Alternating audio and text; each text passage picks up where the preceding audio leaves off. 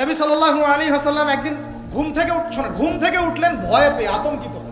নবীজি ভয়ে পেয়ে আতঙ্কিত হয়ে ঘুম থেকে উঠে বলছেন, লা ইলাহা ইল্লাল্লাহ, লা ইলাহা ইল্লাল্লাহ।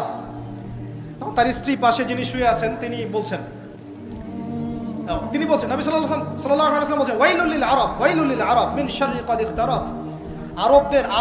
আরব জাতির জন্য ধ্বংস, আরব জাতির জন্য ধ্বংস। কি ভয়ঙ্কর ফিতনা ধেয়ে আসছে ওদের দিকে, কি ভয়ঙ্কর ফিতনা ধেয়ে আসছে। এবং তিনি হাতের ইশারা করে দেখালেন এইভাবে যে আজকে, নবীজি বলছেন 1400 বছর আগের কথা, 1445 বছর আগের কথা, 1445 বছর আগে নবীজি বলেছেন আজকে, ওই সময় আজকে ইয়াজুজ আর মাজুজের যে দেয়ালের কথা মনে আছে? জুলকারনাইনের সময় দেয়াল, এই দেয়াল এতটুকু পরিমাণ খুলে দেয়া হয়েছে, এতটুকু পরিমাণ খুলে দেয়া হয়েছে 1400 কত বছর আগে? তখন তার স্ত্রী বলছেন, আনুহলিক